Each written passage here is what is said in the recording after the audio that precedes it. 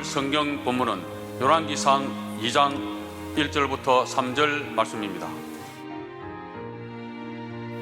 다윗이 죽을 날이 임박함에 그 아들 솔로몬에게 명하여 가로되 내가 이제 세상 모든 사람의 가는 길로 가게 되었노니 너는 힘써 대장부가 되고 네 하나님 여호와의 명을 지켜 그 길로 행하여 그 법률과 계명과 율례와 증거를 모세의 율법에 기록된 대로 지키라. 그리하면 네가 무릇 무엇을 하든지 어디로 가든지 형통할지라.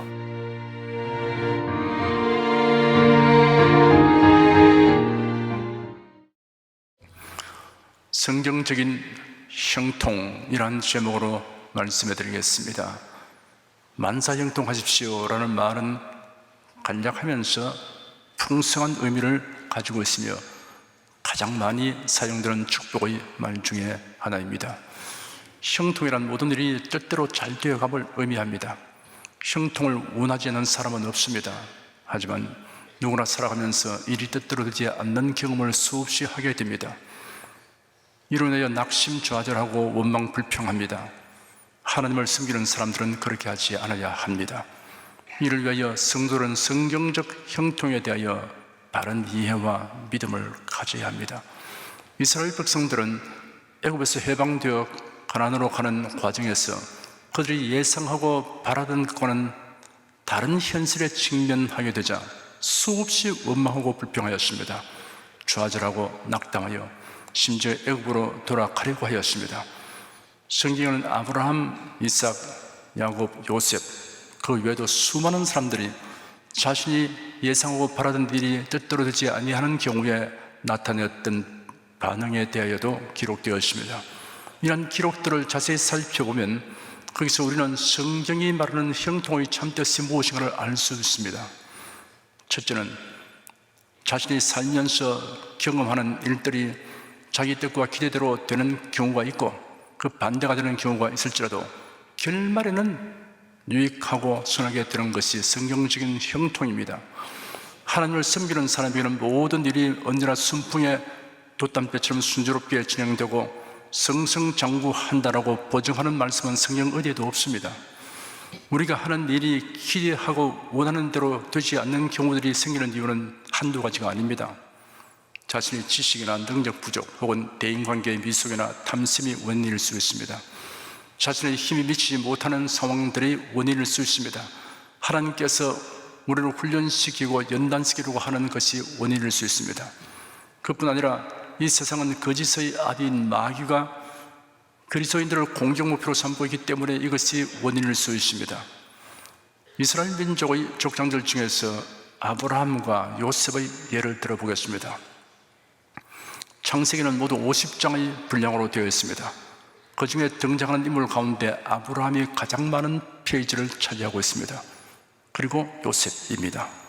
무려 12장이 요셉의 생애에 대한 기록으로 채워졌습니다. 아브라함의 생애에 대한 기록과 맞먹는 분량입니다.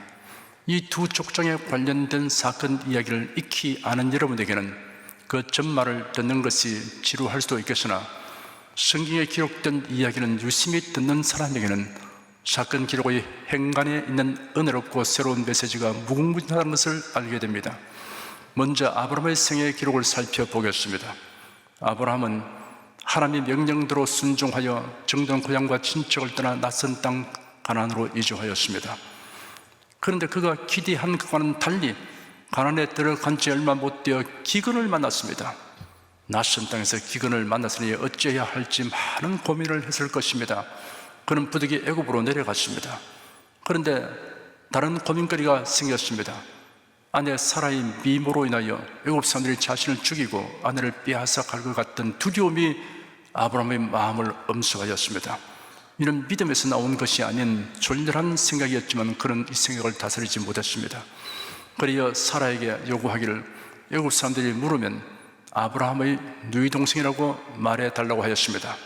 그런데 그가 세운 방책이 아내를 애굽의 궁중으로 불려가게 하는 악수가 되었습니다. 하나님께서 그 사건에 신속히 관여하지 아니했으면 아내를 바로에게 아주 빼앗기고 말았을 것입니다. 아브라함은 애굽에서 다시 가나안 땅으로 돌아왔습니다. 그는 목축을 주업으로 삼았습니다. 짐승떼를 먹일 풀과 물을 안정되게 공급할 수 있어야 합니다. 그러니까 하란에서 데리고 온 조카 롯도 마찬가지로 목축을 하였습니다. 둘 다 짐승떼와 노비가 많게 되니 풀과 물로 인하여 목자들 사이에 분쟁이 발생하였습니다. 그가 하란에서 조카 롯을 데리고 온 것은 적적함을 멸하는 데는 도움이 되었지만 이런 분쟁으로 인하여 속을 썩이게 되었습니다. 아브라함은 중대한 결단을 내렸습니다. 자신과 롯이 스스로 멀리 떨어져서 살해하겠다고 판단하게 되었습니다. 롯에게 거주지를 먼저 선택하라고 했습니다. 롯은 요단더를 택했습니다. 요단강이 흘러가는 곳이므로 풀과 물이 넉넉하였습니다. 아브라함은 고온지대인 헤브론을 택하였습니다. 자연 조건은 요단들보다 못하지만 신앙생활에는 세속적 영향을 덜 받는 곳이었습니다. 아브라함은 조카 롯의 가족과 헤어져 살게 되었습니다. 이는 그가 바라던 것이 아니었습니다. 조카 롯이 택한 곳은 소돔과 고모라 성이 가까이 있었기 때문에 신앙적으로 볼 때 우려할 만한 곳이었습니다. 그 우려가 사실화되었습니다. 롯이 소돔 성에 들어가서 살았습니다. 가나안 남북 전쟁이 발생하였습니다. 주전 2082년경에 있었던 가나안 남북 전쟁입니다. 가나안 북방 메소포타미아 지역의 나라들을 다스리는 사개국 왕이 엘람 왕 그돌라오멜의 지휘 아래 연합군을 편성하였습니다. 연합군은 시리아, 팔레스틴 북부, 메소포타미아의 요단 동쪽 연안, 사회 동쪽 연안의 군사도를 따라 증군하면서 여러 가나안 족속들을 쳐부수었습니다. 실로 그 세력이 파죽지세였습니다. 그들의 진군 목적지는 사해 연안의 5나라 소돔, 고모라, 아드마, 스보임, 소알이었습니다. 5나라는 침략들을 방어하기 위해 동맹하여 사해 남동 끝의 시딤 골짜기에 진을 쳤습니다. 그곳은 역청구둥이가 흔했기 때문에 역청구둥이를 저지선으로 활용하여 유리한 위치에서 전쟁을 수행하기 위함이었을 것입니다. 그러나 5나라 동맹국은 이 전쟁에서 큰 패배를 맛보고 말았습니다. 전선은 기울어지고 소돔 왕과 고모라 왕의 군대들이 패주하였는데 일부는 시딤의 역청구둥이에 빠졌고 나머지는 산으로 달아났습니다. 그돌라오멜 연합군은 소돔과 고모라의 모든 재물을 탈취하고 그곳에 살고 있는 사람들을 포로로 잡아갔습니다. 아브라함의 조카 롯과 그의 가족들도 소돔에 살고 있기 때문에 같은 화를 입고 말았습니다. 그 소식을 접한 아브라함은 중대한 결심을 했습니다. 조카 롯의 가족들이 포로된 것을 좌시할 수 없기 때문입니다. 아브라함은 이웃 마을 사람들을 동원하고 집에서 길러낸 318명의 훈련된 장정들을 이끌고 멀리 단까지 추격했습니다. 병력을 나누고 야간 기습을 감행하여 그돌라오멜 연합군을 격파하였습니다. 패주한 적군을 다메섹 북쪽 호바까지 추격하였습니다. 호바는 아브라함이 거주하는 헤브론에서 약 280km 떨어진 곳입니다. 아브라함은 모든 재물을 되찾았고 포로되어 갔던 사람들을 구출했습니다. 물론 롯과 그의 가족들도 구출했습니다. 상식적으로 판단한다면 고령인 아브라함이 전쟁 경험도 없는 불과 수백 명의 사람들을 이끌고 메소포타미아 사개국 연합군을 쳐서 이기고 조카 롯을 구출한다는 것은 가능성이 없는 일입니다. 메소포타미아 연합군 앞에서 어느 나라도 제대로 대항하지 못했습니다. 막강한 군사력입니다. 아브라함은 목숨을 건 엄청난 모험을 감행하는 것입니다. 이런 결단을 내리고 행동에 옮기는 과정에서 그가 겪어야 했던 심적 고민과 고통이 매우 컸을 것입니다. 아브라함은 그랄 지역으로 이주했을 때도 애굽에서 당한 일과 유사한 상황이 되어 그랄 왕에게 아내 사라를 빼앗길 뻔하였습니다. 이때도 하나님께서 관여하여 주기에 아내를 돌려받았습니다. 이런 사연이 남의 일이면 그저 이야기거리에 불과할 수 있어도 자신이 그런 형편에 처했다고 생각해 본다면 참으로 참담한 심정이 되지 않을 수 없습니다. 그 땅에서는 우물 얻기가 쉽지 않았는데 아브라함이 그랄 왕 아비멜렉의 종들에 의해서 우물을 빼앗기는 사건도 있었습니다. 아브라함의 아내 사라는 자신의 나이가 너무 많아서 아기를 가질 수 없는 몸의 상태를 감안하여 아브라함이 후손을 얻도록 하기 위한 편법을 강구하였습니다. 자신의 여종 하갈을 통해 아브라함이 후손을 얻도록 해야겠다고 결심하고 아브라함에게 이를 권하여 아들을 얻었습니다. 아브라함의 나이 86세 때였습니다. 그런데 아브라함의 나이 100세 때 사라가 아들을 낳았습니다. 이름을 이삭이라고 지었습니다. 이런 일련의 과정에서 심각한 가정 불화가 있었고 결국은 하갈과 그가 낳은 아들 이스마엘을 내어 보낼 수밖에 없었습니다. 그 와중에서 아브라함은 원치 않는 많은 고초를 겪게 되었습니다. 이삭이 청소년이 되었을 무렵에 하나님께서 아브라함을 부르셨습니다. 그리고는 사랑하는 독자 이삭을 하나님이 지시하는 산에서 번제 제물로 드리라고 명령하셨습니다. 청천벽력이었습니다. 아브라함은 군말 없이 순종하여 이삭을 데리고 산길을 가서 하나님이 지시하신 산으로 올라갔습니다. 그곳에 단을 쌓고 나무단을 버려놓은 다음 이삭을 결박하여 단에 올렸습니다. 그리고 칼을 들었습니다. 그 다음은 여러분이 아시는 대로 하나님께서 예비하신 순양을 이삭 대신 제물로 드렸고, 아브라함은 시험에 합격하였으므로 하나님의 칭찬을 듣게 되었습니다. 하지만 여러분, 이삭을 번제로 드리라는 하나님의 명령을 받았을 당시 아브라함의 심정을 깊이 생각해 보십시오. 아들을 데리고 모리아 산을 향하여 사흘 길을 가는 동안에 아브라함의 심정을 헤아려 보십시오. 아브라함은 자신이 기대하고 뜻하는 것과는 오히려 정반대로 상황이 정해지는 것을 보면서 당신은 당혹감을 떨치지 못했을 것입니다. 여기까지 살펴본 아브라함의 생애에서 우리가 두 가지 큰 교훈을 얻을 수 있습니다. 아브라함은 어떤 경우에도 하나님께 원망 불평을 토로하지 않았고 좌절하거나 낙담하지 않았다는 사실입니다. 그리고 아브라함이 무슨 일을 당해도 결말에는 유익하고 선하게 됐다는 사실입니다. 다음은 요셉의 생애 기록을 살펴보겠습니다. 요셉은 야곱의 12아들 중에 11번째 아들입니다. 야곱은 다른 아들들보다 요셉을 특별하게 사랑하였습니다. 당신은 매우 귀한 채색 옷을 야곱이 요셉에게만 입혔습니다. 아버지의 유별난 사랑을 받는 요셉은 즐거웠지만 그 일로 인하여 형들의 시기 질투 대상이 되었습니다. 독이 요셉이 자신과 형들이 관련된 꿈을 2번이나 꾸었는데 이런 형들 앞에서 그가 높임을 받는 것을 뜻하는 내용이었습니다. 이를 아버지와 형들 앞에서 발설한 까닭에 형들이 요셉을 심히 미워하였습니다. 들에서 양을 치는 형들에게 음식을 전달하고 안부를 확인하고 오라는 아버지의 심부름으로 요셉이 형들에게로 갔습니다. 형들은 그를 찾아오는 요셉을 보고 죽이려고 의논했습니다. 그래야 요셉의 채색 옷을 벗기고 구덩이에 던졌다가 애굽으로 내려간 대상들에게 은 20을 받고 팔아넘겼습니다. 그리고 요셉의 채색 옷에 순점소의 피를 묻혀 아버지에게 갖다 보이고 요셉이 들짐승에게 먹힌 것으로 판단되도록 아버지를 속였습니다. 그 당시 요셉의 나이가 17세였습니다. 애굽으로 간 요셉은 애굽 왕의 경호대장 보디발의 집으로 팔려갔습니다. 왕의 경호대장 보디발은 요셉의 놀랍도록 영특하고 성실한 것을 보고 요셉에게 집안 모든 일을 관리하는 총책임자로 세웠습니다. 그런데 호사다마라는 말이 요셉에게 적중하였습니다. 요셉은 보디발의 아내에게 모함을 받아 경호대장의 집안에 있는 감옥에 갇혔습니다. 왕의 제술이 수감되는 감옥이었습니다. 요셉은 너무나 억울하고 기막힌 일을 당하지만 속수무책이었습니다. 그러나 이런 처지를 잘 감수하였습니다. 요셉이 처신하는 모양을 지켜본 전옥은 요셉의 됨됨이를 알아보았습니다. 전옥은 요셉을 신임하여 감옥 안의 제수를 관리하는 일을 맡겼습니다. 어느 날 왕궁에서 요직에 있던 2사람이 감옥에 들어왔습니다. 왕의 식탁에서 술을 따르며 왕의 곁에서 모시는 시종장과 왕의 음식을 준비하고 감독하는 시종장이었습니다. 이들은 왕의 말벗이 되고 국사에 대한 조언도 하는 높은 관리입니다.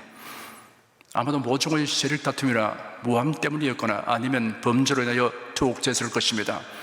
경호대장 보디발은 요셉에게 이 시종장들을 수종들게 했습니다. 비록 시종장들은 범죄 혐의를 받고 투옥된 자이지만 그들이 대단한 지위에 있었기 때문에 어느 정도의 예우를 한 것 같습니다. 이 2 시종장이 같은 날 밤에 꿈을 꾸었습니다. 2사람은 근심이 가득하였습니다. 이를 본 요셉이 하나님이 주신 능력으로 2사람의 꿈을 해몽하여 주었습니다. 요셉이 술 맡은 시종장의 꿈을 해몽하기를 사흘 후에 복직이 될 것이라고 하였습니다. 해몽을 들은 시종장이 아주 기분이 좋아서 기쁨을 감추지 못했을 것입니다. 요셉은 술 맡은 시종장에게 부탁하기를 복직되거든 자신의 억울한 사정을 왕에게 구하여 무죄 석방될 수 있도록 도와달라고 하였습니다. 술 맡은 시종장이 어떤 대답을 했는가는 말하지 않아도 알만합니다. 요셉의 해몽대로 사흘 후에 술 맡은 시종장이 복직되었습니다. 요셉은 자신의 석방 소식을 학수고대하였습니다. 그러나 한 달이 가고 2달이 가도 강간무소식이었습니다. 시종장은 자신이 만일 요셉의 해몽대로 되면 요셉이 석방되도록 돕겠다고 한 약속을 잊어버리고 말았습니다. 그로부터 2년 후 어느 날 애굽 왕이 꿈을 꾸었는데 그 꿈이 무엇을 알리는 것인가를 알기를 원하여 해석할 사람을 찾았으나 없었습니다. 왕이 술 맡은 시정장이 그제서야 요셉이 생각났습니다. 술 맡은 관원장의 말을 들은 왕은 요셉을 왕궁으로 불러서 자신이 꿈꾼 내용을 말하니 요셉이 아주 명쾌하게 해석하였습니다. 왕이 탐복을 하고 요셉을 애굽의 총리로 임명하였습니다. 요셉은 왕의 꿈을 해석한 그 내용에 근거하여 7년의 풍년간에 창고를 늘여짓고 곡식을 많이 저장하였습니다. 7년이 지나자 혹독한 가뭄이 닥쳐왔습니다. 중근동 지역에 무서운 기운이 발생하였습니다. 그러나 애굽에는 양식이 풍족하여 온 이웃 나라 사람들이 양식을 사려고 애굽으로 왔습니다. 가나안에 거주하는 야곱도 아들들에게 애굽으로 가서 양식을 구입해 오도록 하였습니다. 형들을 본 요셉은 결국 자신이 누구인가를 밝혔습니다. 그리고 그의 아버지 야곱과 그 자신들을 모두 애굽에 초청하고 애굽 왕이 그들을 위해 하산 땅에 거주하게 하였습니다. 세월이 흘러 야곱이 죽었습니다. 아버지의 장례를 마친 형들은 혹시 요셉이 그동안은 형들에게 원수 갚는 일을 아버지를 배려하여 미루고 있었으면 이제 그들을 처벌할 것이라고 판단하였습니다. 그러니 형들이 요셉에게 말을 전하기를 당신의 아버지께서 돌아가시기 전에 명령하시기를 너희는 요셉에게 같이 말하여라. 네 형들이 네게 악을 행하였을지라도 그들이 허물과 죄를 용서하라 하셨습니다. 그러므로 이제 부탁드리오니 우리의 죄를 용서하십시오 하였습니다. 그 말을 들은 요셉이 울었습니다. 분하여 운 것이 아니라 처근하게 이게 운 것입니다. 그 형들이 또 가서 요셉에 엎드려 말하기를 저희는 당신의 종입니다 하였습니다. 요셉이 그들에게 말하기를 두려워하지 마십시오. 제가 하나님을 대신하겠습니까? 형님들은 나를 해하려 하였으나 하나님은 그것으로 선을 이루어 오늘처럼 많은 백성을 살리셨습니다. 이제 형님들은 두려워하지 마십시오. 제가 형님들과 형님들의 어린 것들을 양육하겠습니다 하고 요셉이 그들을 강력한 말로 위로하였습니다. 요셉은 그가 어렸을 때 꾸었던 두 번의 계시적인 꿈을 통하여 그에게 이루어지게 될 영광스러운 미래에 대한 기대감이 그의 뇌리에 깊이 새겨져 있었습니다. 그런데 그가 당면하는 현실은 너무나도 가혹한 것이었습니다. 기대한 것과는 아주 상반되는 일들만 일어났습니다. 그러나 세월이 흘러 결국은 그 모든 일이 전환이 오게 되었습니다. 요셉이 형들에게 말한 대로 하나님께서 형들이 향한 악으로 선을 이루셨습니다. 형들뿐 아니라 보디발 장관의 아내의 모함, 왕의 술을 맡은 시장장이 요셉에게 약속한 사실을 망각해 버린 일 등이 모두 하나님의 섭리의 손에 의하여 선을 이루는 재료가 되었습니다. 요셉은 자신이 기대하고 뜻하는 것과는 오히려 정반대로 상황이 정리되는 것을 보면서 당시에는 당혹감을 떨지 못했을 것입니다. 요셉 생애에서 우리가 두 가지 큰 교훈을 얻을 수 있습니다. 요셉은 어떤 경우에도 하나님께 원망 불평을 토로하지 않고 좌절하거나 낙담하지 않았다는 사실입니다. 그리고 요셉이 무슨 일을 당해도 결말에는 유익하고 선하게 됐다는 사실입니다. 둘째는 하나님의 말씀대로 믿고 행하는 이것이 성경적인 형통입니다. 하나님의 말씀대로 믿고 행하는 사람에게는 하나님이 함께 하시고 도우시기 때문입니다. 형통한 사람이 되고 형통하게 되는 이유가 성경에 이렇게 기록되어 있습니다.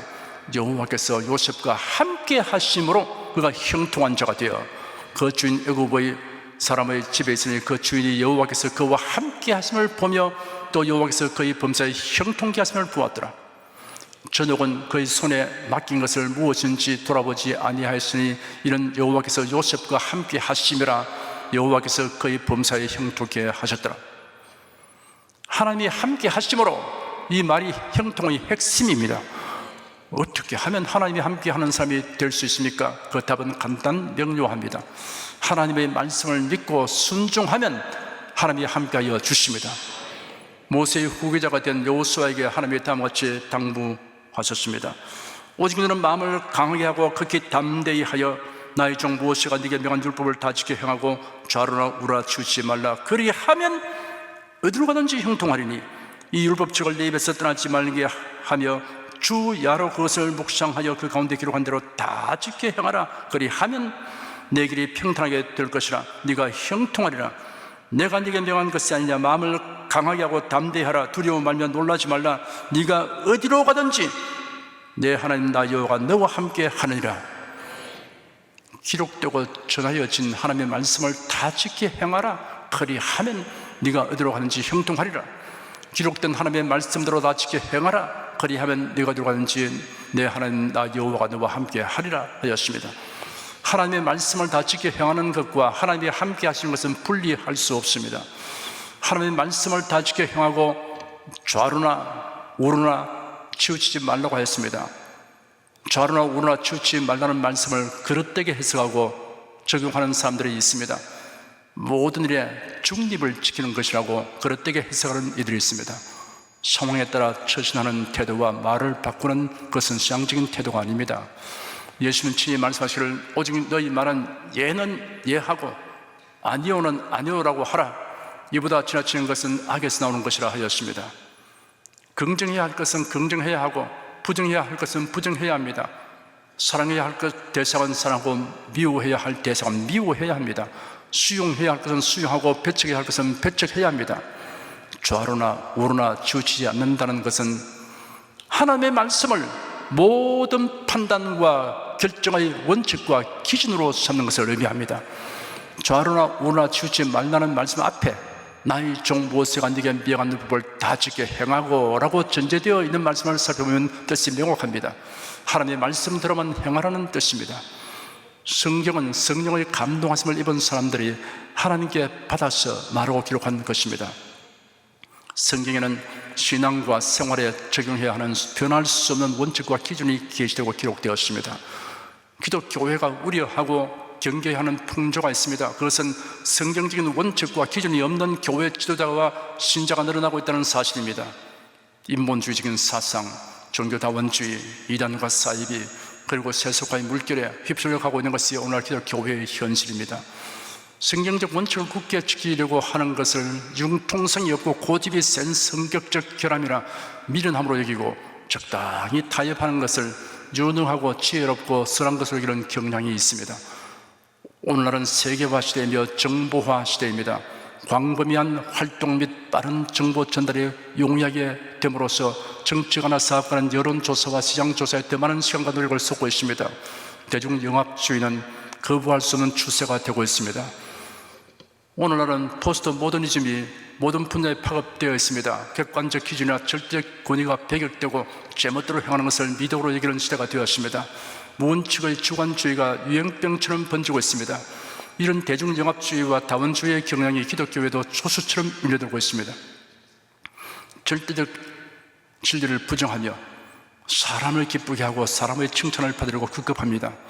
각 종교의 신개념, 구원개념, 죄개념을 다 수용하고 혼합하는 포용주의, 혼합주의, 종교다원주의자들은 사스러운 이익이나 사람의 칭찬과 호응을 얻기 위해 복음을 혼잡하게 하고 다른 복음을 전하기도 합니다. 선택과 행동의 원칙과 기준을 예사로 바꿉니다. 이중의 말을 합니다. 오늘 본문을 한 번 더 읽어드리겠습니다.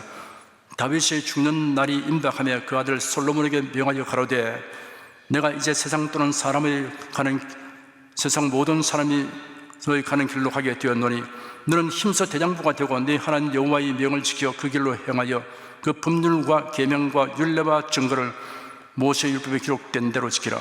그리하면 네가 무엇을 하든지 어디로 가든지 형통할지라. 다윗은 아들 솔로몬에게 왕위를 계승한 뒤에도 얼마의 기간 동안 섭정하였습니다. 그동안 다윗은 이스라엘의 방백들을 모아놓고 성전 예배의 새 규례들을 제정하였고 솔로몬의 왕위 계승을 선포하는 성대한 의식을 여는 일을 하였습니다. 이런 그가 세상을 떠날 때가 임박하였습니다. 그때 다윗은 솔로몬에게 개인적인 유언을 하였습니다. 내가 이제 세상 모든 사람이 가는 길로 가게 되었다고 하였습니다. 죽을 날이 가까웠다는 뜻입니다. 너는 힘써 대장부가 되어라 하였습니다. 마음을 강하게 하고 담대히 하라는 격려의 말입니다. 솔로몬은 당시 20세가 채 안 되었습니다. 다윗은 이어서 아주 중요한 당부를 하였습니다. 네 하나님 여호와의 명을 지켜 그 길로 행하여 그 법률과 계명과 율례와 증거를 모세의 율법에 기록한 대로 지키라. 그리하면 네가 무엇을 하든지 어디로 가든지 형통할지라 하였습니다. 법률, 계명, 율례, 증거, 율법이란 모두 하나님의 말씀을 가리키는 다양한 용어입니다. 이렇게 나열한 것은 강조하는 표현 방식입니다. 다윗이 당부하는 말씀을 요약하면 솔로몬이 하나님의 말씀대로만 성실하게 행하면 무엇을 하든지 어디로 가든지 형통할 것이다 라는 뜻입니다. 솔로몬은 초기에는 하나님의 말씀대로 행하였습니다. 그러나 나라가 심히 번영하고 솔로몬의 명성이 천하에 알려지게 되면서 그는 하나님의 명령을 무시하고 행동하였습니다. 번영과 명성이 하나님의 말씀을 불신하고 무시하는 길로 나가게 되는 원인이 되지 않도록 경계심을 가져야 합니다. 하나님의 말씀과 하나님은 분리할 수 없습니다. 하나님의 말씀은 하나님의 본성에서 나온 것이며 하나님의 본성은 영원하고 진실하십니다. 하나님의 말씀을 무시하는 사람은 하나님에게 무시를 당하게 되고 하나님의 말씀을 존중히 여겨 믿고 순종하는 사람은 하나님으로부터 존중의 힘을 받게 됩니다. 하나님은 하나님의 말씀대로 행하지 아니한 사람과는 함께하지 않으십니다. 하나님 저와 함께하여 주시옵소서라고 기도하는 것만으로는 충분하지 않습니다. 자신이 하나님의 말씀으로 행하는 것이 선행되어야 하는 필수 요건입니다. 자신이 한 말을 지키지 않거나 상받는 행동을 하는 사람은 함께하기 어려운 사람입니다. 말과 행동이 일치되게 하려고 힘쓰는 사람은 그런 사람과 함께하는 것을 기피합니다. 영원하고 진실하신 하나님은 하나님의 말씀대로 행하는 사람과 함께하여 주십니다. 하나님이 함께 하시면 도움을 베풀어 주기 때문에 형통하게 되기 마련입니다. 지금까지 설교를 요약하여 말씀드리겠습니다. 악하고 불의하고 거짓된 사람이 하는 일이 형통하게 보이거든 잠언서 23장 17절 18절 말씀을 상기하십시오. 네 마음으로 죄인의 형통을 부러워하지 말고 항상 여호와를 경외하라. 정령이 네 장래가 있겠고 네 소망이 그렇지 아니하라 하였습니다. 하나님의 섭리가 불의한 자에게 미소를 보내는 것처럼 보이더라도 이를 선망하지 말고 도리어 연민의 대상으로 여겨야 합니다. 그들이 악하고 불의하고 거짓되게 행하여 뜻을 이루고 번영하더라도 그들의 행위를 하나님께서 인정하는 것으로 오해하지 말아야 합니다. 모든 일은 결말이 좋아야 하고 영원한 소망이 있어야 합니다. 성경적인 형통이란 어려움이 전혀 없는 것을 뜻하는 것이 아닙니다. 무슨 일을 만나도 종국에는 유익이 되는 것을 말합니다. 불편과 고통을 겪는 일이 있어도 하나님의 위로와 능력으로 이를 이기게 하여 주시고 환난과 고난이 마침내 복과 영광이 되게 하여 주십니다. 자신이 살면서 경험하는 일들이 자기 뜻과 기대대로 되는 경우가 있고 그 반대가 되는 경우가 있을지라도 결말에는 유익하고 선하게 되는 것이 성경적인 형통입니다. 하나님의 말씀대로 믿고 행하는 이것이 성경적인 형통입니다. 하나님 말씀대로 믿고 행하는 사람에게는 하나님이 함께 하시고 도우시기 때문입니다. 지금 저희 설교를 들으시는 사랑하는 여러분은 성경적인 형통을 사모하고 추구하시기를 축원합니다. 기도하겠습니다. 모든 사람은 형통하기를 바라고 형통하라고 서로 축복을 합니다. 그러나 형통이 무엇인지 그 개념조차 분명치 않고 사람들이 생각하는 형통은 완전히 오히려 자신을 함정으로 밀어넣는 그러한 지름길밖에 아닙니다. 사람들이 제멋대로 행하여서 일이 잘 된다고 하여 그것이 옳다고 스스로 판단을 내리게 되고 교만해지고 세속화 되어 가는 것을 봅니다. 주 하나님, 우리 모든 그리스도인들은 성경이 말하는 형통이 무엇인가를 분명히 알고 행하게 하여 주시니 감사합니다. 하나님, 많은 앞선 믿음의 선배들의 생애를 성경에 소상히 기록해 놓으시고 그리스도인들의 삶의 형통이 무엇인가를 우리에게 밝히 드러내 주시니 감사합니다. 주 하나님, 이 말씀대로 저희 행하게 도와주셔서 항상 형통한 자가 되어 살게 하여 주시옵시고 멀리 형통한 자가 되기 위해서 아니고 형통한 자로서 사는 이런 모습을 보게 도와주시옵소서. 여러 가지 일들이 복잡하게 꼬이고 더 어려워지고 불편해져도 그것 때문에 저희들이 원망불평 낙심 좌절하는 일 없게 하여 주시옵시고 그런 것은 우리에게 아무런 해를 끼칠 수 없다는 것을 알게 하여 주시옵소서. 하나님의 섭리의 손길 안에 있다는 것을 알게 도와주셔서 하나님 어떻게 그것을 요리하시는가를 구경하는 기다리는 그 즐거움이 있게 하여 주시옵시고 주의 말씀대로만 나아가면 그것이 바로 형통한 삶이라는 이 확신 속에서 강하고 담대하게 도와주시옵소서. 하나님의 종래에는 그리고 영원한 소망을 다 결부시켜서 이루어 주것을 감사하고 찬송합니다.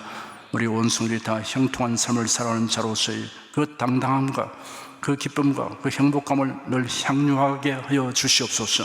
예수 그리스도로 기도드립니다. 아멘.